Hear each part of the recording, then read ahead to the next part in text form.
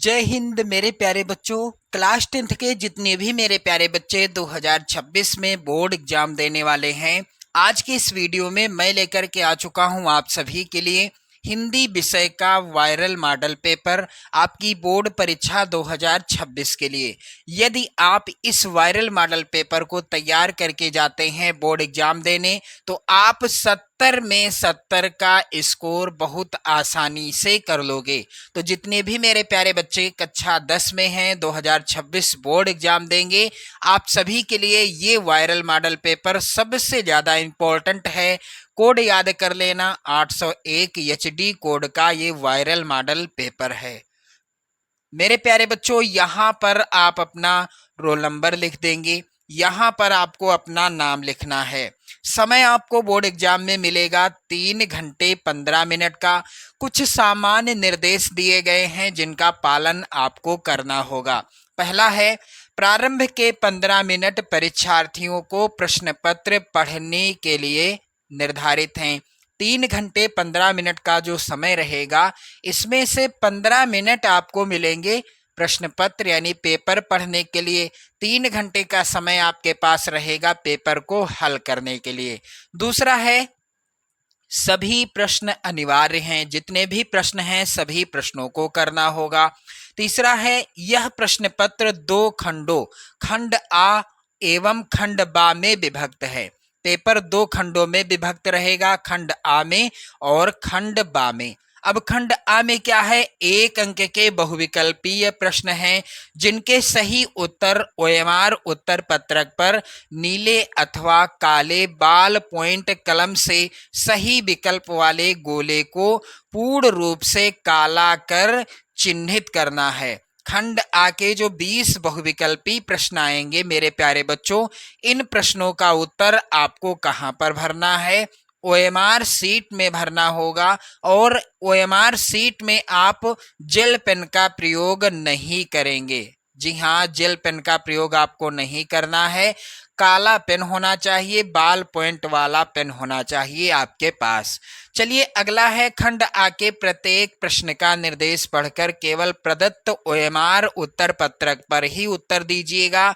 और एक बार आपने ओएमआर सीट में उत्तर भर दिया, उसके बाद आपको उसको इस तरह से काटना नहीं है, ना ही इरेजर का प्रयोग करना है और ना उसमें व्हाइटनर लगाना है। कुछ नहीं करना, क्योंकि यूपी बोर्ड ने साफ साफ मना किया है ऐसा करने से कि आप गलती से भी गोला भरते समय यदि कोई गलती करते हैं, मान लीजिए ए बी सी और डी, ये पहला प्रश्न है और पहले प्रश्न के अंतर्गत 4 गोले दिए गए हैं। सही ऑप्शन है ए वाला। आपने बी सी डी में से कोई एक गोला भर दिया तो उसको आप इस तरह से काट नहीं सकते, ना ही इसमें इरेजर और ना ही व्हाइटनर, कुछ नहीं प्रयोग करना, बिल्कुल साफ मना किया है।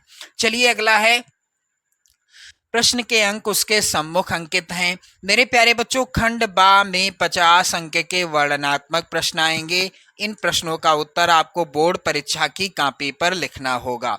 चलिए अगला ध्यान दें, निर्देश है, खंड बा के सभी प्रश्नों के उत्तर एक साथ ही करिएगा। प्रथम प्रश्न से आरंभ कीजिएगा तथा अंतिम प्रश्न तक करते जाइएगा। जो प्रश्न आपको नहीं आता है, जिस प्रश्न का उत्तर आपको पता नहीं है, उस पर आप अपना समय नष्ट नहीं करेंगे। मेरे प्यारे बच्चों, यहाँ एक चीज और आप लोग ध्यान दें, खंड आके ये जो प्रश्न हैं आपकी बोर्ड परीक्षा 2026 के लिए सबसे ज़्यादा इम्पोर्टेंट हैं। यदि आप इन प्रश्नों को तैयार कर लेते हैं तो 100% की गारंटी मेरी है, यही प्रश्न आपकी बोर्ड परीक्षा में आएंगे। और एक प्रश्न से मैं आपके कई और भी प्रश्न क्लियर कर दूंगा। चलिए महत्वपूर्ण प्रश्नों की ओर बढ़ते हैं। पहला है, चिंतामणि निबंध संग्रह है। चिंतामणि निबंध संग्रह के लेखक कौन हैं? तो मेरे प्यारे बच्चों, इसका राइट आंसर हो जाएगा आचार्य रामचंद्र शुक्ल। यहाँ पर चौथा ऑप्शन जो है डी वाला, ये गलत है। ए वाला भी गलत है, बी भी गलत है, सी वाला ऑप्शन सही होगा। आचार्य रामचंद्र शुक्ल जी की रचना है चिंतामणि, जो कि आधारित है निबंध विधा पर। मेरे प्यारे बच्चों, रस मीमांसा भी आचार्य रामचंद्र शुक्ल जी की रचना है और त्रिवेणी भी आचार्य रामचंद्र शुक्ल जी की रचना है, और एक और रचना है विचार वीथी।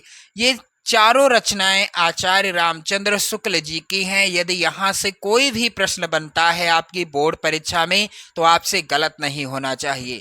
चलिए अगला प्रश्न है, आकाशदीप और ममता कृति है, यानी आकाशदीप और ममता कृति के लेखक कौन हैं? तो यहाँ पर सही उत्तर हो जाएगा आपका, यहाँ पर मेरे प्यारे बच्चों पहला ही ऑप्शन सही है, जयशंकर प्रसाद। आकाशदीप और ममता ये दोनों हिंदी गद्य की किस विधा पर आधारित रचनाएं हैं? यदि प्रश्न आता है तो उत्तर हो जाएगा ये दोनों हिंदी गद्य की कहानी विधा पर आधारित रचनाएं हैं। प्रश्न संख्या 3 है, शुक्ल युग की समयावधि या समय सीमा क्या है? इसका राइट आंसर होगा मेरे प्यारे बच्चों बी वाला ऑप्शन, सन 1918 से 1938 ईस्वी का समय शुक्ल युग के अंतर्गत आता है। मेरे प्यारे बच्चों राइट आंसर यही है। और बाकी सभी युगों का समय भी आपको याद होना चाहिए, जैसे कि भारतेंदु युग का समय, द्विवेदी युग का समय, और साथ ही साथ आधुनिक काल का समय भी याद होना चाहिए। चलिए अगला प्रश्न, ये सबसे ज़्यादा इम्पोर्टेंट प्रश्न है और यहाँ आप कंफ्यूज भी हो सकते हैं। जैसे कि प्रश्न है, कलम का सिपाही। कलम का सिपाही के लेखक कौन हैं? मेरे प्यारे बच्चों कलम का सिपाही के लेखक हैं अमृत राय जी। अब ध्यान देना, कलम का सिपाही किसकी रचना है? अमृत राय जी की रचना है। कलम का सिपाही किस विधा पर आधारित रचना है? यह जीवनी विधा पर आधारित रचना है। दूसरा प्रश्न हो गया, एक प्रश्न और बन जाएगा यहाँ से। तीसरा, कलम का सिपाही किसकी जीवनी है? किसकी जीवनी है? तो यहाँ पर उत्तर क्या होगा? मुंशी प्रेमचंद जी की। क्लियर हो गया? कलम का सिपाही किसकी जीवनी है? मुंशी प्रेमचंद जी की जीवनी है। कलम का सिपाही किस विधा की रचना है? तो यह जीवनी विधा पर आधारित रचना है। और कलम का सिपाही के लेखक कौन हैं या रचनाकार कौन हैं? तो अमृत राय जी हैं। क्लियर हो गया? चलिए अगला प्रश्न यहाँ पर, प्रश्न संख्या 5 कह रहा है कि हंस पत्रिका के प्रथम संपादक थे। इनमें से हंस पत्रिका के प्रथम संपादक कौन थे? राइट आंसर हो जाएगा मेरे प्यारे बच्चों मुंशी प्रेमचंद। सी वाला ऑप्शन सही होगा, मुंशी प्रेमचंद जी थे हंस पत्रिका के संपादक। हंस और एक और पत्रिका है मर्यादा, ये दोनों पत्रिकाओं का संपादन मुंशी प्रेमचंद जी ने किया था। राइट आंसर सी वाला ऑप्शन है। चलिए अगला प्रश्न है, रामचंद्रिका के रचनाकार कौन हैं? तो रामचंद्रिका किसकी रचना है? बी वाला ऑप्शन सही होगा, केशव दास जी की रचना है। प्रश्न अगला है यहाँ पर, प्रश्न संख्या 7, सबसे ज्यादा इंपॉर्टेंट है ये प्रश्न और 2026 में बिल्कुल 100% तय है इस प्रश्न का आना। मेरे प्यारे बच्चों कह रहा है कि तार सप्तक का प्रकाशन वर्ष क्या है? तार सप्तक का प्रकाशन वर्ष है सन 1943, जो कि यहाँ पर विकल्प में मिसप्रिंट हो गया है, इसलिए मैं क्लियर आंसर आपको बता रहा हूँ। सन 1943 ईस्वी में तार सप्तक का प्रकाशन हुआ था। इसका संपादन किया था सच्चिदानंद हीरानंद वात्स्यायन अज्ञे जी ने। यदि प्रश्न आता है तार सप्तक का संपादन किसने किया, तो अज्ञे जी ने किया था। कब किया था? सन 1943 ईस्वी में। क्लियर? चलिए आगे बढ़ते हैं। अगला प्रश्न है, आंगन के पार द्वार के रचयिता हैं। तो आंगन के पार द्वार किसकी रचना है? मेरे प्यारे बच्चों सी वाला ऑप्शन सही हो जाएगा, सच्चिदानंद हीरानंद वात्स्यायन अज्ञे जी हैं आंगन के पार द्वार के रचनाकार। अगला प्रश्न यहाँ पर आ गया, यहाँ पर ध्यान दें आप लोग, आधुनिक काल की कालावधि या समय सीमा क्या है? तो राइट आंसर होगा डी वाला ऑप्शन। मेरे प्यारे बच्चों सन 1843 ईस्वी से अब तक का समय आधुनिक काल के अंतर्गत आता है। चलिए प्रश्न संख्या 10 है, साकेत किस युग की रचना है? तो सबसे पहले आप लोग जान लो साकेत के लेखक कौन हैं? मैथिली शरण गुप्त जी हैं। और ये किस युग के कवि हैं? तो मैथिली शरण गुप्त जी द्विवेदी युग के कवि हैं, इसलिए साकेत द्विवेदी युग की रचना है। और एक चीज आप लोग ध्यान दें, मैथिली शरण गुप्त जी को राष्ट्र कवि की उपाधि से भी सम्मानित किया गया था। क्लियर? अगला प्रश्न संख्या 11 है, पुनि पुनि मुनि उकसहि अकुलाही, देखि दशा हरगन मुस्काही, में कौन सा रस है। तो मुस्काही यानी बिल्कुल स्पष्ट है, यहाँ से आप उदाहरण से ही पकड़ सकते हो। मुस्काही यानी हंसना, हंसना होता है हास्य रस में, हास्य रस का स्थायी भाव होता है हास, शांत रस का स्थायी भाव होता है निर्वेद, आप लोग याद कर लेना।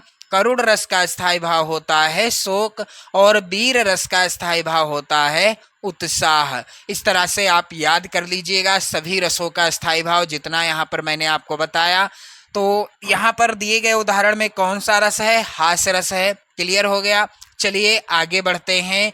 पीपर पात सरिस मन डोला, पीपर पात सरिस मन डोला यानी पीपल के पत्ते के समान मन डोलने लगा। जिस प्रकार से हवा चलने पर पीपल का पत्ता डोलने लगता है, हिलने लगता है, उसी प्रकार से मन भी डोलने लगा। यहाँ पर क्या की गई है, उपमा की गई है। पीपल के पत्ते से मन की तुलना की गई है, और तुलना करना या उपमा करना होता है उपमा अलंकार में। यहाँ पर बी वाला ऑप्शन सही होगा, क्योंकि प्रश्न है उपर्युक्त पंक्ति में कौन सा अलंकार है, उपमा अलंकार है। क्लियर। सोरठा में कितने चरण होते हैं, आपको बताना है कि सोरठा में कितने चरण होते हैं। तो मेरे प्यारे बच्चों, सोरठा में 4 चरण होते हैं। सोरठा के पहले और तीसरे चरण में मात्राएं होती हैं 11-11। सोरठा के दूसरे और चौथे चरण में मात्राएं होती हैं 13-13। ये जानकारी भी आपको आनी चाहिए, क्योंकि यहाँ से भी प्रश्न बन जाता है बोर्ड परीक्षा में। चलिए अगला प्रश्न है, पर्यावरण शब्द में प्रयुक्त उपसर्ग है। तो वर्ण क्या है, वर्ण है मूल शब्द, उपसर्ग लगता है किसी भी शब्द के पहले।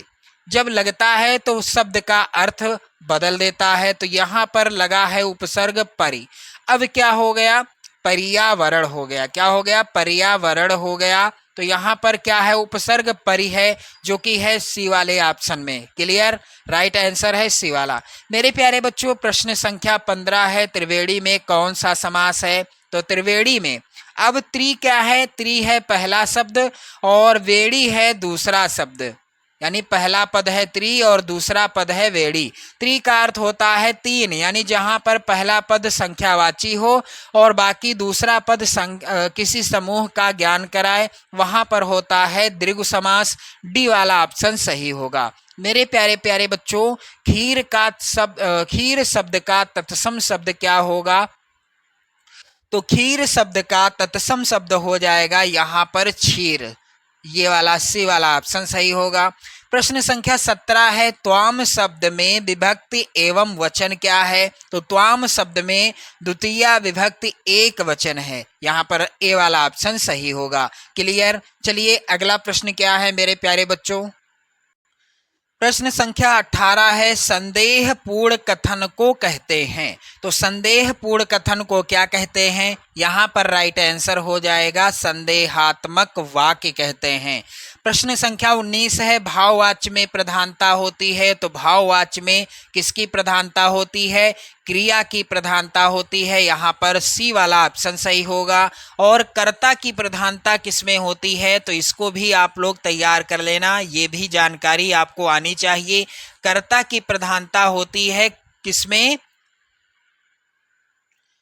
कर्तृवाच्य में। अगला प्रश्न है, स्थानवाचक क्रिया विशेषण क्या है। तो स्थानवाचक क्रिया विशेषण इनमें से क्या है, आस पास। बी वाला ऑप्शन सही होगा, क्योंकि ये किसी स्थान की विशेषता बताते हैं। जो क्रिया की विशेषता बताएं वो होते हैं कि क्रिया विशेषण। मेरे प्यारे बच्चों, इस तरह के 20 बहुविकल्पी प्रश्न आएंगे, प्रत्येक प्रश्न 1 नंबर का है, और इन प्रश्नों का उत्तर आपको OMR शीट में भरना है। और इस तरह से 20 नंबर का होगा खंड आ। चलिए अब बारी है खंड बा की। खंड बा में 50 नंबर के प्रश्न आएंगे, वर्णनात्मक प्रश्न आएंगे। प्रत्येक प्रश्न को मैं सॉल्व कराऊंगा। यहाँ पर आप देखेंगे किस तरह से आपको बोर्ड परीक्षा में कॉपी लिखनी है। 2026 की बोर्ड परीक्षा में सारी चीज़ें क्लियर हो जाएंगी आज के इस वीडियो में। तो मेरे प्यारे बच्चों, चलिए पहला प्रश्न है, यहाँ पर ध्यान दें आप सभी। निम्नलिखित गद्यांश पर आधारित 3 प्रश्नों का उत्तर दीजिए। 6 नंबर पर पूछा जाएगा ये प्रश्न, यानी 6 नंबर का प्रश्न आएगा। गद्यांश सबसे ज्यादा इंपॉर्टेंट है। कह रहा है कि यह कोई बात नहीं कि एक ही स्वभाव और रुचि के लोगों में ही मित्रता हो सकती है। समाज में विभिन्नता देखकर लोग एक दूसरे की ओर आकर्षित होते हैं। जो गुण हमें नहीं है, हम चाहते हैं कि कोई ऐसा मित्र मिले जिसमें वह गुण हो। चिंताशील मनुष्य प्रफुल्लित चित्त का साथ ढूंढता है, निर्बल बलि का, धीर उत्साही का। उच्च आकांक्षा वाला चंद्रगुप्त युक्ति और उपाय के लिए चाणक्य का मुंह ताकता था। नीति विशारद अकबर मन बहलाने के लिए बीरबल की ओर देखता था। मेरे प्यारे बच्चों, पहला प्रश्न है इस गद्यांश का, उपर्युक्त गद्यांश का संदर्भ लिखिए। कैसे लिखोगे आप? तो सबसे पहले प्रश्नोत्तर संख्या इस तरह से आप हेडिंग डाल देंगे, फिर गद्यांश के शुरुआत के शब्दों को लिख देना है आपको इस तरह से और डैश डैश कर देना है। इसके बाद गद्यांश के लास्ट के शब्द लिखना है आपको। संदर्भ हेडिंग आप डाल देंगे। कैसे लिखा जाएगा संदर्भ? प्रस्तुत गद्यावतरण हमारी पाठ्यपुस्तक हिंदी के गद्य खंड में संकलित आचार्य रामचंद्र शुक्ल द्वारा लिखित मित्रता नामक निबंध से उद्धृत है। इस पाठ का कोई भी गद्यांश आता है बोर्ड परीक्षा में, आप संदर्भ सेम इसी तरह से लिखेंगे। चलिए दूसरा प्रश्न है गद्यांश का। गद्यांश के रेखांकित अंश की व्याख्या कीजिए। तो रेखांकित अंश क्या है मेरे प्यारे बच्चों? यह कोई बात नहीं कि एक ही स्वभाव और रुचि के लोगों में ही मित्रता हो सकती है। समाज में विभिन्नता देखकर लोग एक दूसरे की ओर आकर्षित होते हैं। ये रेखांकित अंश है। अब रेखांकित अंश की व्याख्या हेडिंग इस तरह से आपको डालना है। कैसे लिखना है यहाँ पर ध्यान दें। आचार्य रामचंद्र शुक्ल जी कहते हैं कि मित्रता के लिए स्वभाव और समान रुचि वालों में ही परस्पर मित्रता हो सकती है, यह धारणा उचित नहीं है। यानी दो मित्र हैं, दोनों मित्रों का स्वभाव एक जैसा हो ऐसा बिल्कुल भी नहीं है। विपरीत स्वभाव और विपरीत रुचि की समरूपता आवश्यक नहीं होती। यानी लोग विभिन्नता देखकर भी परस्पर आकर्षित होते हैं, इसका कारण अभाव है। यानी यदि हम में कोई अभाव है तो उस अभाव की पूर्ति के लिए हम किसी ऐसे मित्र को ढूंढेंगे जिसमें वो अभाव ना हो, यानी वो कमी ना हो। जैसे दुर्बल व्यक्तित्व उत्साही, जो दुर्बल व्यक्ति होता है वह सोचता है कि मैं उत्साही का साथ करूं, बलवान की तरफ भागता है। यानी जो दुर्बल होता है वह बलवान मित्र की खोज करता है। दुखी व्यक्ति प्रसन्न चित्त व्यक्ति की तरफ आकर्षित होता है। जो दुखी व्यक्ति होता है वह सोचता है कि मेरा मित्र ऐसा हो जो प्रसन्न चित्त स्वभाव का हो। क्लियर हो गया? चलिए गद्यांश का अगला प्रश्न है, व्यक्ति एक दूसरे की ओर क्या देखकर आकर्षित होते हैं? तो मेरे प्यारे बच्चों, व्यक्ति एक दूसरे की ओर क्या देखकर आकर्षित होते हैं? तो यहाँ पर समाज में विभिन्नता देखकर लोग एक दूसरे की ओर आकर्षित होते हैं, यही हो जाएगा इसका उत्तर। गद्यांश से ही उत्तर मिल जाएगा। क्लियर? बस आपको अच्छे से समझना है, ठीक है ना? चलिए मेरे प्यारे बच्चों, यहाँ पर उत्तर ऐसे लिखना है आपको, व्यक्ति एक दूसरे की ओर विभिन्नता देखकर आकर्षित होते हैं। चलिए अथवा में भी एक और गद्यांश है। यदि आप इसको नहीं करना चाहते तो अथवा को कर सकते हैं, यानी अथवा वाले गद्यांश को कर सकते हैं। मेरे प्यारे बच्चों, ये अथवा वाला जो गद्यांश है ये भी इम्पोर्टेंट है, इसको भी हम लोग सॉल्व करेंगे। गद्यांश है कितना जीवन, यहाँ पर कितना होगा, कितने नहीं होगा। कितना जीवन बरस पड़ा है इन दीवारों पर, जैसे फसाने अजायब का भंडार खुला पड़ा हो। कहानी से कहानी बनती चली गई है, बंदरों की कहानी, हाथियों की कहानी, हिरणों की कहानी, कहानी क्रूरता और भय की, दया और त्याग की। जहाँ बेरहमी है वहीं दया का समुद्र उमड़ पड़ा है, जहाँ पाप है वहीं क्षमा का सोता फूट पड़ा है। राजा और कंगले, बिलासी और भिक्षु, नर और नारी, मनुष्य और पशु सभी कलाकारों के हाथों से सृजते चले गए हैं। हैवान की हैवानी को इंसान की इंसानियत से कैसे जीता जा सकता है, कोई अजंता में जाकर देखें। मेरे प्यारे बच्चों, इस गद्यांश का भी पहला प्रश्न है कि उपर्युक्त गद्यांश का संदर्भ लिखिए। कैसे हल करेंगे हम लोग इसको? प्रश्नोत्तर संख्या 1 अथवा। अब गद्यांश के शुरुआत के शब्द क्या हैं? कितना जीवन बरस पड़ा है। लास्ट के शब्द हैं, यहाँ पर ध्यान दें, इस तरह से डैश डैश कर देना आप सभी को। अब यहाँ पर ध्यान दें आप लोग, दूसरा प्रश्न है गद्यांश का, गद्यांश के रेखांकित अंश की व्याख्या कीजिए। तो रेखांकित अंश क्या है? कितना जीवन बरस पड़ा है इन दीवारों पर, जैसे फसाने अजायब का भंडार खुला पड़ा हो।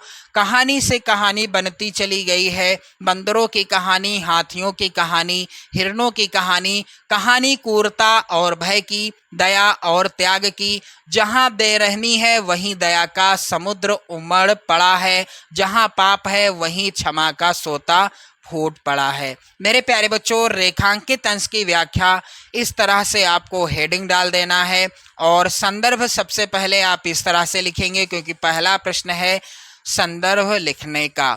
चलिए संदर्भ लिखा जाएगा। प्रस्तुत गद्यांश हमारी पाठ्य पुस्तक हिंदी के गद्य खंड में संकलित एवं आचार्य रामचंद्र शुक्ल जी के द्वारा लिखित मित्रता नामक पाठ से लिया गया है। 70 में 70 का स्कोर करके आओगे यदि आप इसी तरह से बोर्ड परीक्षा में लिखोगे। जो काले पेन से लिखा है उसे काले पेन से लिखना है, और जो नीले पेन से लिखा है, नीली इंक से छपा है यहाँ पर इस मॉडल पेपर के सॉल्यूशन में, उसे आप नीले पेन से लिखना। चलिए दूसरा प्रश्न, रेखांकित अंश की व्याख्या। तो आपको मैंने बता दिया रेखांकित अंश क्या है। चलिए व्याख्या क्या हो जाएगी? रेखांकित अंश की व्याख्या हेडिंग डाल देना है आप सभी को। प्रस्तुत गद्यांश में लेखक कहते हैं कि अजंता की गुफाओं की दीवारों पर बने चित्र इतने सुंदर हैं कि उन्हें देखकर लगता है इन दीवारों पर मानो जीवन स्वयं ही उतर आया है। अजंता के इन भित्ति चित्रों में आश्चर्यजनक कथा कहानियां एक दूसरे से जुड़ती चली गई हैं। इन्हें देखकर ऐसा लगता है कि आश्चर्यजनक कथाओं का एक विशाल भंडार ही यहाँ स्थित है। बंदरों, हाथियों और हिरणों की चित्र कथाओं द्वारा क्रूरता, भय, दया और त्याग की भावनाओं का यहाँ सजीव चित्रण हुआ है। किसी चित्र में क्रूरता है तो किसी में दया की कहानी चित्रित है। कहीं पाप का दृश्य अंकित है तो कहीं क्षमा का भी दृश्य है। ये हो गई रेखांकित अंश की व्याख्या। चलिए अगला प्रश्न है, कलाकारों ने किसके जीवन का चित्रांकन किया है? तो यहाँ पर इसका उत्तर क्या हो जाएगा? कलाकारों ने बुद्ध के जीवन की प्रधान घटनाओं का ऐसा चित्रांकन किया है कि आंखें अटक जाती हैं, हटने का नाम नहीं लेती हैं। अब मेरे प्यारे बच्चों, दूसरा प्रश्न जो कि ऐसा आएगा, निम्नलिखित में से किसी एक पद्यांश पर आधारित सभी प्रश्नों का उत्तर दीजिए। 6 नंबर का ये भी प्रश्न आएगा। पहला पद्यांश है, मैया हो ना चरई हो गाई, सिगरे ग्वाल घिरावत मोसो, मेरे पाई पिराई, मैया हो ना चरई हो गाई, जौना पत्यायही पूछ बल दावही, अपनी सौह दिवाई, यह सुनी माई जसोदा ग्वाल ने, गारी देती रिसाई, मैं पठवती अपने लरिका कौ, आवे मन बहराई, सूर श्याम मेरो अति बालक, मारत ताहि रिंगाई। बहुत ही ज़्यादा इम्पोर्टेंट है ये पद्यांश 2026 बोर्ड एग्जाम की दृष्टि से।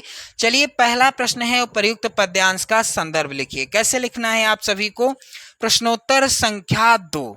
यहाँ पर ध्यान देना, सबसे पहले आप पद्यांश के शुरुआत के शब्दों को लिख देंगे। मैया हो ना चरई हो गाई, इस तरह से डैश डैश लगा देना है और लास्ट के शब्द लिखना है। संदर्भ हेडिंग डाल दीजिएगा। संदर्भ कैसे लिखा जाएगा?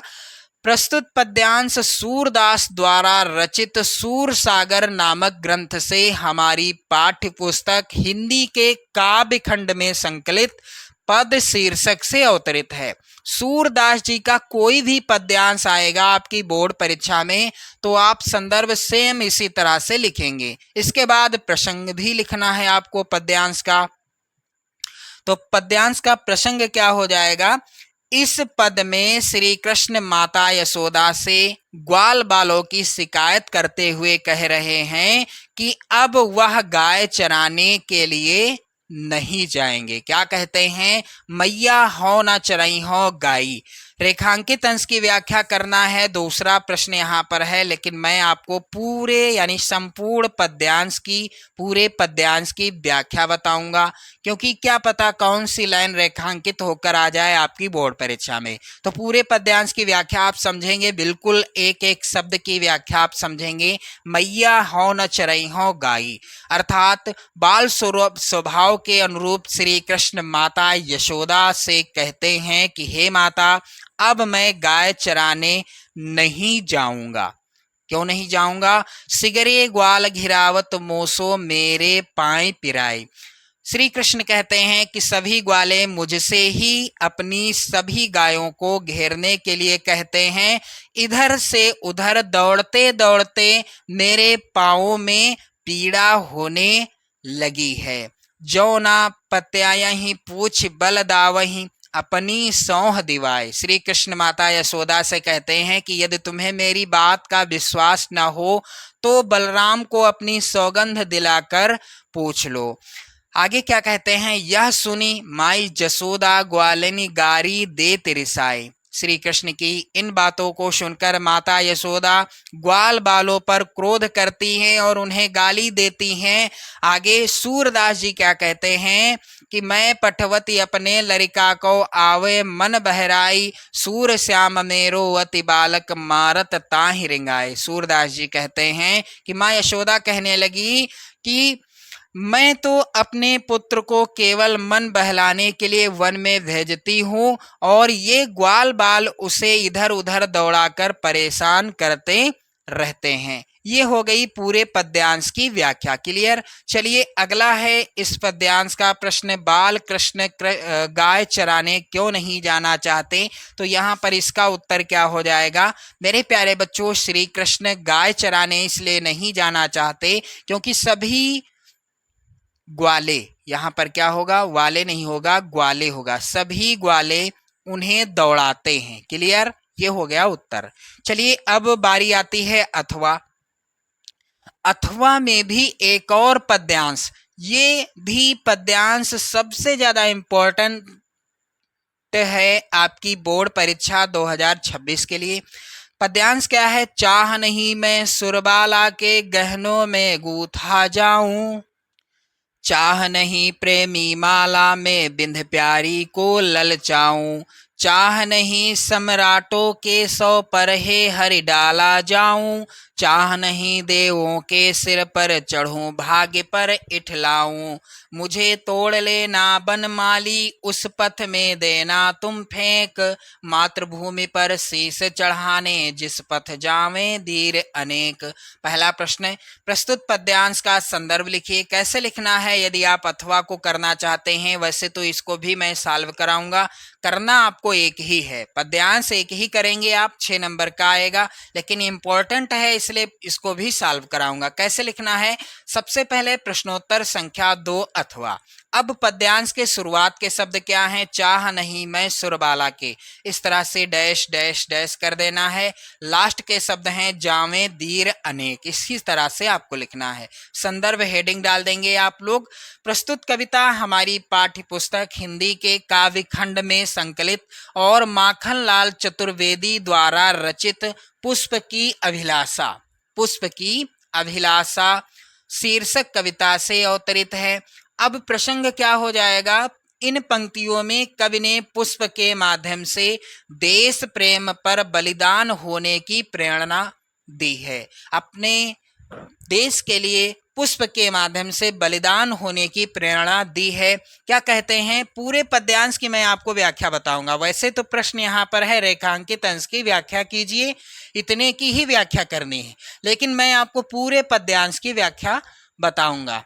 क्या है, चाह नहीं मैं सुरबाला के गहनों में गूथा जाऊं, व्याख्या हेडिंग डाल दीजिएगा। अब जब आप रेखांकित अंश की व्याख्या करेंगे तो आप हेडिंग क्या डालेंगे, रेखांकित अंश की व्याख्या। क्लियर करा दूं ताकि आप कंफ्यूजन में ना रहें। रेखांकित अंश की व्याख्या, ये व्याख्या हो गई। मैं पूरे पद्यांश की व्याख्या बता रहा हूं आपको, यहां पर ध्यान देना इस चीज को।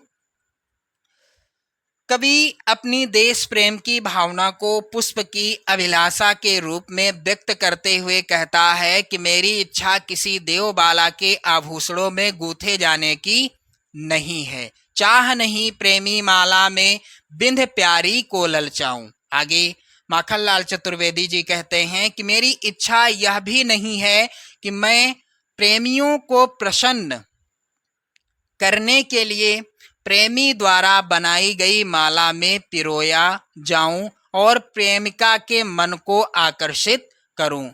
चाह नहीं सम्राटों के सौ पर हे हरि डाला जाऊं।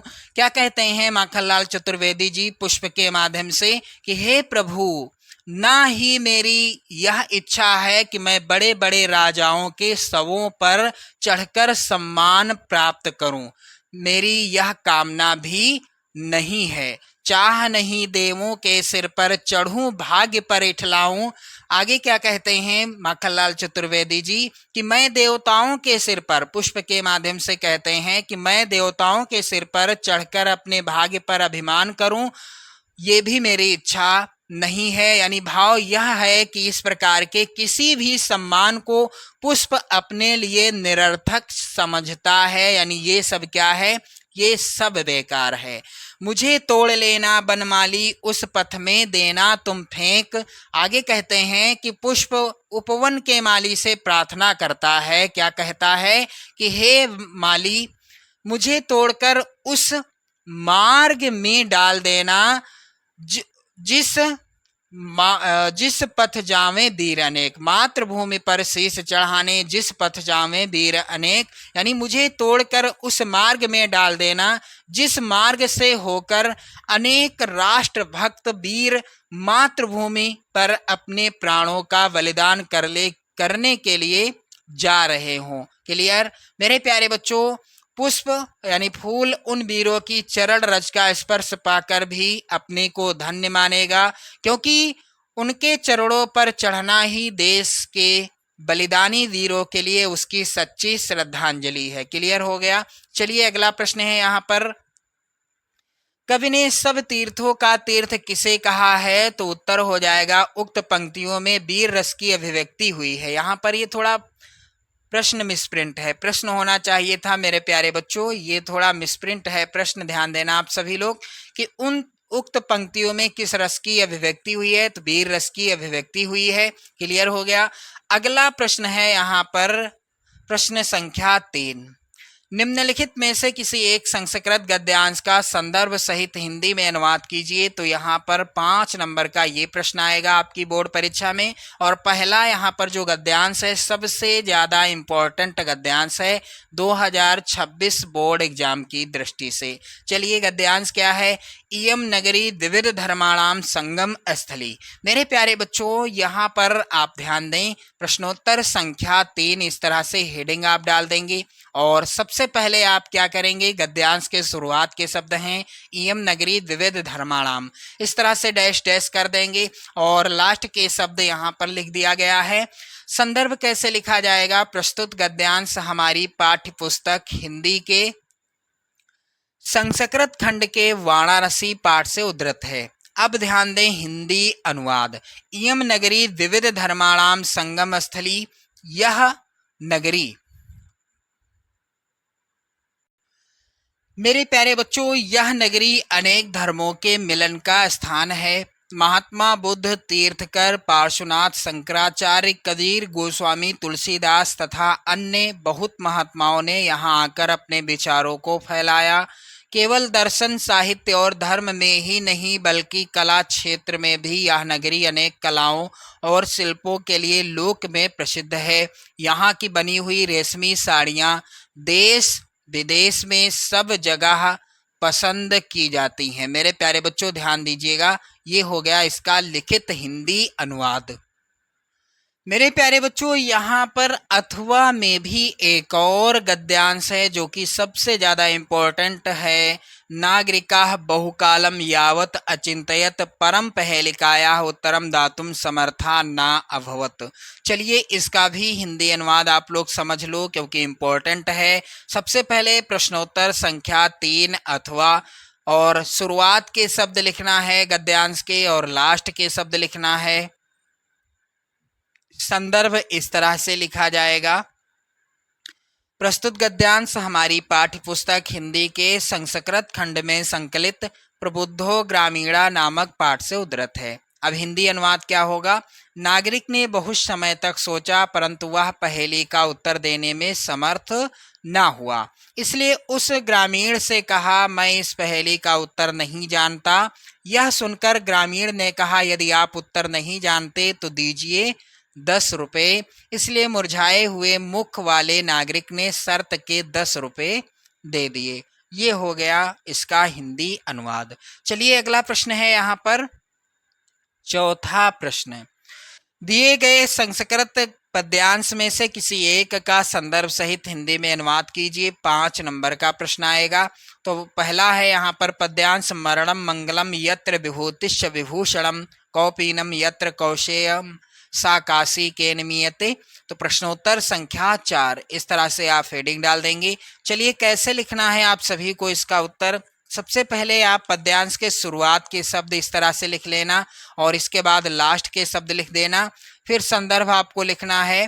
प्रस्तुत श्लोक हमारी पाठ्य पुस्तक हिंदी के संस्कृत खंड में संकलित वाराणसी नामक पाठ से अवतरित है। हिंदी अनुवाद क्या हो जाएगा, इस तरह से हेडिंग आप हिंदी अनुवाद डाल दीजिएगा। जहाँ मरना भी कल्याणकारी है, जहाँ भस्म भी आभूषण है, मरणम मंगलम यत्र विभूतिश्च विभूषणम कौपीनम यत्र कौशेयम सा काशी केन मीयते। अर्थात जहाँ कौपीन भी रेशमी होती है उस काशी को किससे मापा जा सकता है, अर्थात किसी के द्वारा नहीं। चलिए यहाँ पर अथवा में जो भी यहाँ पर पद्यांश है 2026 बोर्ड एग्जाम के लिए ये भी इम्पोर्टेंट है। मानम हित्वा प्रियो भवति क्रोधम हित्वा ना सोचति। मेरे प्यारे बच्चों अथवा वाला कैसे लिखा जाएगा, यदि आप लिखते हैं प्रश्नोत्तर संख्या 4 अथवा, इस तरह से सबसे पहले पद्यांश के शुरुआत के शब्द और लास्ट के शब्द लिखना है। संदर्भ कैसे लिखना है, प्रस्तुत श्लोक हमारी पाठ्य पुस्तक हिंदी के संस्कृत खंड में संकलित जीवन सूत्राणि नामक पाठ से अवतरित है। पाठ का नाम क्या है, जीवन सूत्राणि। अब मेरे प्यारे बच्चों इसका हिंदी अनुवाद क्या होगा, मानम हित्वा प्रियो भवति क्रोधम हित्वा ना सोचति कामम हित्वार्थवान भवति लोभम हित्वा सुखी भवेत। मेरे प्यारे बच्चों हिंदी अनुवाद आप लोग यहाँ पर समझें। मनुष्य अहंकार को छोड़कर प्रिय हो जाता है। यदि कोई मनुष्य अहंकार को छोड़ दे, घमंड करना छोड़ दे तो वह सबका प्रिय हो जाता है। क्रोध को छोड़कर शोक नहीं करता है, कामना यानी इच्छा को छोड़कर धनवान हो जाता है और लोभ यानी लालच को छोड़कर सुखी हो जाता है। क्लियर। अब बारी आती है प्रश्न संख्या 5 की, जो कि ऐसा आएगा। 3 नंबर का प्रश्न होगा। अपने पठित खंड काव्य के आधार पर निम्नलिखित प्रश्नों में से किसी एक का उत्तर दीजिए। तो मेरे प्यारे बच्चों जो भी खंड काव्य आपके जिले के लिए निर्धारित है उस खंड काव्य के किसी एक प्रश्न का उत्तर आपको लिखना है। 3 नंबर आपको मिलेंगे। आप लोग कमेंट करके बताइएगा आप किस जिले से हैं। तो प्रत्येक खंड काव्य से 2-2 प्रश्न हैं, आप यहाँ पर समझ सकते हो। और अगला जो प्रश्न है जो कि इस प्रकार से है, यहाँ पर आप लोग देख लो प्रत्येक खंड काव्य से हैं 2-2 प्रश्न आए हुए। प्रश्न संख्या 6 का, दिए गए लेखकों में से किसी एक लेखक का जीवन परिचय लिखते हुए उनकी प्रमुख रचनाओं का उल्लेख कीजिए। तो आचार्य रामचंद्र शुक्ल, डॉक्टर राजेंद्र प्रसाद, जयशंकर प्रसाद, तीनों ही जीवन परिचय 2026 बोर्ड एग्जाम के लिए बिल्कुल 100% इम्पोर्टेंट हैं। आप जरूर तैयार कर लेना इनका जीवन परिचय। 5 नंबर का प्रश्न आएगा। मैं आपको बताने वाला हूं आचार्य रामचंद्र शुक्ल जी का जीवन परिचय आपको कैसे लिखना है। सबसे पहले प्रश्नोत्तर संख्या 6 का, आचार्य रामचंद्र शुक्ल, इस तरह से हेडिंग डाल देना। संक्षिप्त परिचय आप लिख दीजिएगा। जन्म कब हुआ? सन 1884 ईस्वी में। जन्म स्थान था अगोना, बस्ती जिला, उत्तर प्रदेश। अगोना नामक गांव था।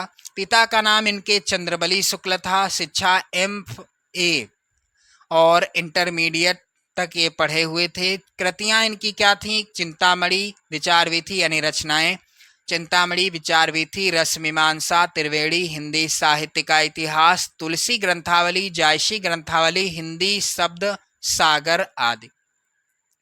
मेरे प्यारे बच्चों, मृत्यु कब हो गई इनकी? 2 फरवरी 1941 ईस्वी में।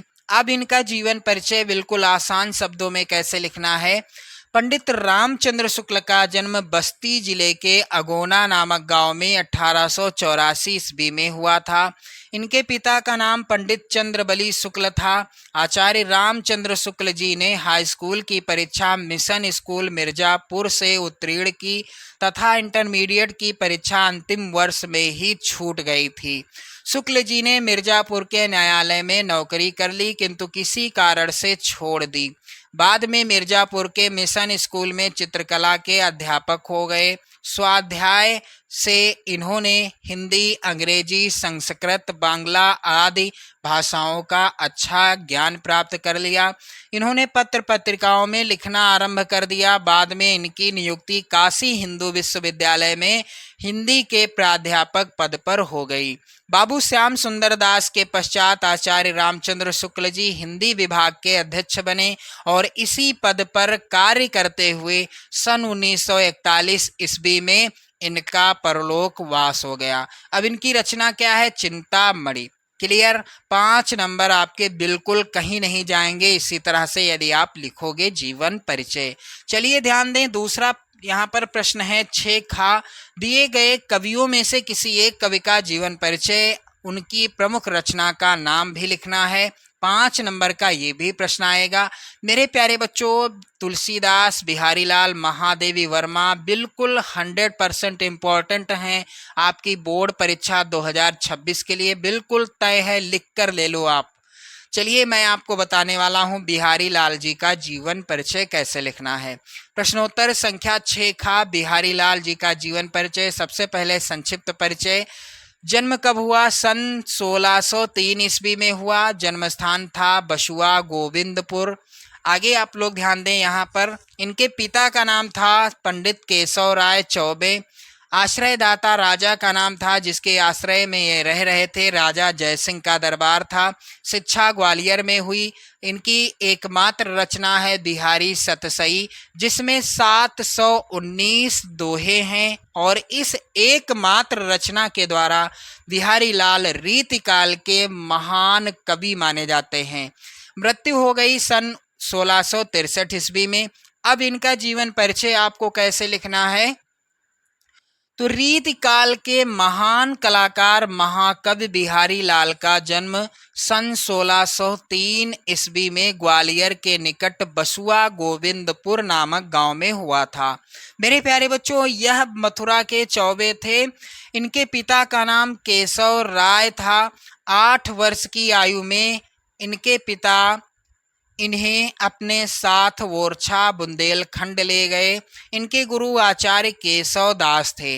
बिहारी का बचपन ओरछा में बीता। युवावस्था में ये अपनी ससुराल मथुरा जाकर रहने लगे थे, किंतु ससुराल में उचित सम्मान न मिलने के कारण ये वहां से कन्नौज के राजा मिर्जा जयसिंह के दरबार में चले गए। वहां इन्हें पर्याप्त सम्मान मिला। कहते हैं कि उस समय राजा अपनी छोटी रानी के प्रेम पास में फंसे हुए थे। वह राजकाज की सब चिंता छोड़कर हर समय अपने महल में पड़े रहते थे। तब बिहारी ने राजा के पास एक दोहा लिखकर भेजा। क्या लिखा? नहीं पराग नहीं मधुर मधु, नहीं विकास यही काल, अली कली ही सौ विंध्यो आगे कौन हवाल। मेरे प्यारे बच्चों, इस एक ही दोहे ने राजा की आंखें खोल दी। वह ठीक से राज्य की देखभाल करने लगे। दरबारी जीवन में बिहारी को बहुत सम्मान मिला। कहा जाता है कि राजा जयसिंह बिहारी को प्रत्येक दोहे की रचना पर एक स्वर्ण मुद्रा यानी असरफी पुरस्कार देते थे। सन 1663 में इस महाकवि का परलोक वास हो गया। बिहारी की एकमात्र रचना है बिहारी सतसई, जिसमें 719 दोहे हैं। क्लियर? इसी तरह से आप जीवन परिचय लिखोगे। चलिए अगला प्रश्न है प्रश्न संख्या 7। मेरे प्यारे बच्चों, प्रश्न है इस प्रकार से, अपनी पाठ्य पुस्तक में से कंठस्थ कोई एक श्लोक लिखिए जो इस प्रश्न पत्र में ना आया हो। 2 नंबर का प्रश्न है। तो इस मॉडल पेपर के अनुसार यहाँ पर ये श्लोक नहीं आया है। प्रश्नोत्तर संख्या 7। सर्वे भवन्तु सुखिनः, सर्वे सन्तु निरामयाः, सर्वे भद्राणि पश्यन्तु, माँ कश्चित् दुख भाग भवेत्। चलिए ध्यान दें आप लोग। अगला प्रश्न यहाँ पर है प्रश्न संख्या 8। निम्नलिखित प्रश्नों में से किन्हीं 2 प्रश्नों का उत्तर संस्कृत में देना है। 2 नंबर का प्रश्न आएगा और ये सभी प्रश्न आप तैयार कर लेंगे। सभी का उत्तर मैं आपको बताऊंगा। 2026 बोर्ड एग्जाम के लिए बिल्कुल 100% इम्पोर्टेंट हैं। चंद्रशेखरः कः आसीत्, चंद्रशेखर कौन था? इसका उत्तर हो जाएगा चंद्रशेखरः एकः प्रसिद्धः क्रांतिकारी देशभक्त च आसीत्, यानी चंद्रशेखर एक प्रसिद्ध क्रांतिकारी देशभक्त था। दूसरा है प्रश्न, कुत्र मरणम मंगलम भवति, यानी कहाँ मरना मंगलकारी होता है? तो वाणारस्याम मरणम मंगलम भवति, वाणारसी में मरना मंगलकारी होता है। तीसरा प्रश्न, ज्ञानम कुत्र संभवत, ज्ञान कहाँ संभव है? तो ज्ञानम सर्वत्र संभवत, यानी ज्ञान सब जगह संभव है।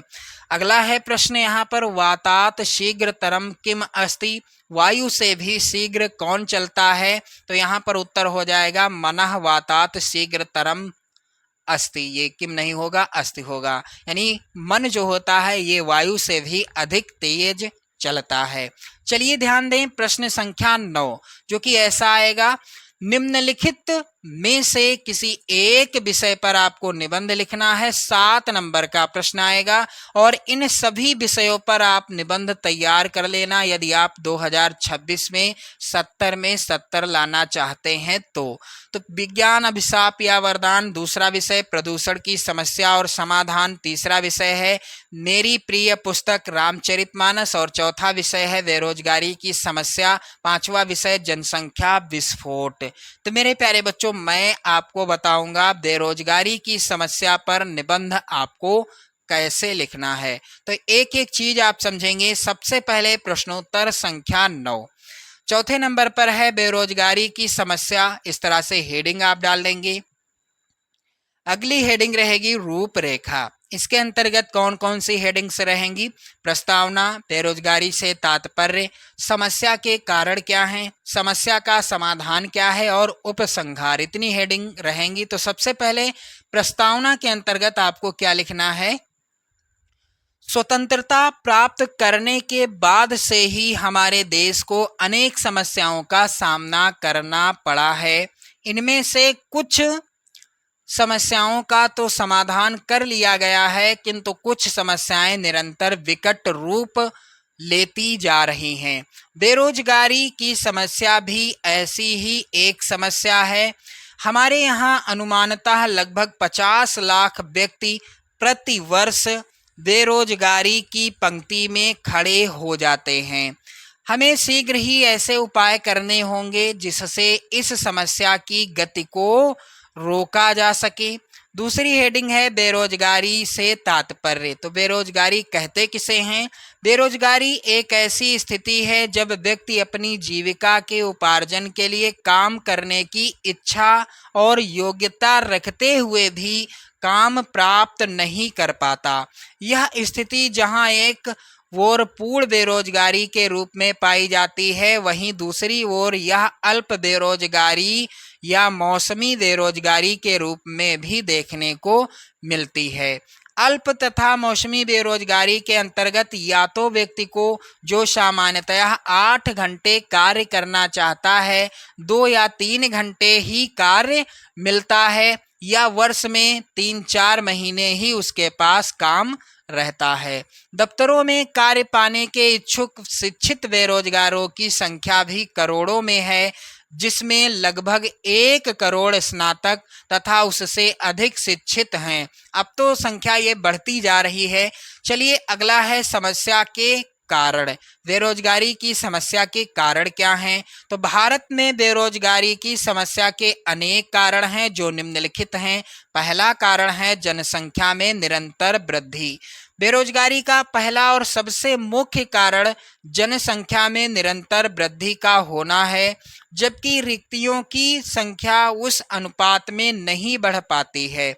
मेरे प्यारे बच्चों, भारत में जनसंख्या लगभग 2.0% वार्षिक की दर से बढ़ रही है।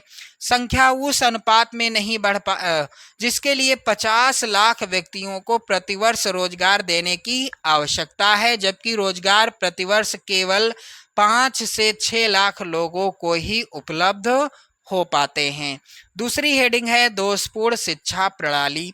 हमारी शिक्षा प्रणाली दोषपूर्ण है, यानी अच्छी नहीं है, जिसके कारण शिक्षित बेरोजगारी की संख्या बढ़ रही है। यहाँ व्यवसाय प्रधान शिक्षा का अभाव है। हमारे स्कूल और कॉलेज केवल लिपिक को पैदा करने वाले कारखाने मात्र बन गए हैं। तीसरा है लघु तथा कुटीर उद्योगों की अवनति। बेरोजगारी की वृद्धि में लघु और कुटीर उद्योगों की अवनति का भी महत्वपूर्ण योगदान है। अंग्रेजों ने अपने शासनकाल में ही भारत के कुटीर उद्योगों को पंगु बना दिया था, इसलिए इन कामों में लगे श्रमिक धीरे धीरे इन उद्योगों को छोड़ रहे हैं। इससे भी बेरोजगारी की समस्या बढ़ रही है। अगली हेडिंग है यंत्रीकरण और औद्योगिक क्रांति। यंत्रीकरण ने असंख्य लोगों के हाथों से काम छीनकर उन्हें बेरोजगार बना दिया है। अब देश में स्वचालित मशीनों की बाढ़ सी आ गई है। एक मशीन कई श्रमिकों का कार्य स्वयं निपटा देती है। हमारा देश कृषि प्रधान देश है। कृषि में भी यंत्रीकरण हो रहा है, जिसके फलस्वरूप बहुत बड़ी संख्या में कृषक मजदूर भी रोजगार की तलाश में भटक रहे हैं। अगली हेडिंग है समस्या का समाधान। तो बेरोजगारी की समस्या का समाधान कैसे किया जा सकता है, इस विषय में कैसे लिखना है आप सभी को। सबसे पहले आप ध्यान दें, बेरोजगारी की समस्या को दूर करने के लिए निम्नलिखित सुझाव प्रस्तुत किए जा सकते हैं। पहला सुझाव है जनसंख्या वृद्धि पर नियंत्रण, यानी जो निरंतर जनसंख्या बढ़ रही है उस पर रोक लगाई जाए। मेरे प्यारे बच्चों, बेरोजगारी को कम करने का सर्वप्रमुख उपाय जनसंख्या वृद्धि पर रोक लगाना है। इसके लिए जनसाधारण को छोटे परिवार की अच्छाइयों की ओर आकर्षित किया जाना चाहिए। ऐसा करने पर बेरोजगारी की बढ़ती गति में अवश्य ही कमी आएगी। दूसरा है शिक्षा प्रणाली में परिवर्तन। भारत में शिक्षा प्रणाली को परिवर्तित कर उसे रोजगार उन्मुख बनाया जाना चाहिए। इसके लिए व्यावसायिक और तकनीकी शिक्षा का विस्तार किया जाना चाहिए, जिससे शिक्षा पूर्ण करने के बाद विद्यार्थी को अपने योग्यतानुसार जीविकोपार्जन का कार्य मिल सके। मेरे प्यारे बच्चों, अगला है कुटीर और लघु उद्योगों का विकास। बेरोजगारी कम करने के लिए यह अति आवश्यक है कि कुटीर तथा लघु उद्योगों का विकास किया जाए। सरकार द्वारा धन, कच्चा माल, तकनीकी सहायता देकर तथा उनके तैयार माल की खपत कराकर इन उद्योगों को प्रोत्साहित किया जाना चाहिए। अगला है कृषि के सहायक उद्योग धंधों का विकास। मेरे प्यारे बच्चों, इसके अंतर्गत आपको क्या लिखना है? कृषि प्रधान देश होने के कारण भारत में कृषि के अर्ध बेरोजगारी व मौसमी बेरोजगारी है, और इसको दूर करने के लिए मुर्गी पालन, मत्स्य पालन, दुग्ध व्यवसाय, बागवानी आदि को कृषि के सहायक उद्योग धंधों के रूप में विकसित किया जाना चाहिए। अगला है निर्माण कार्यों का विस्तार। सरकार को सड़क निर्माण, वृक्षारोपण, सिंचाई के लिए नहरों के निर्माण आदि की योजनाओं को कार्यान्वित करते रहना चाहिए, जिससे बेरोजगार व्यक्तियों को काम मिल सके और देश भी विकास के पथ पर अग्रसर हो सके। इनके अतिरिक्त बेरोजगारी की समस्या को दूर करने के लिए सरकार को प्राकृतिक साधनों और भंडारों की खोज करनी चाहिए और उन संभावनाओं का पता लगाना चाहिए जिनसे नवीन उद्योग स्थापित किया जा सके।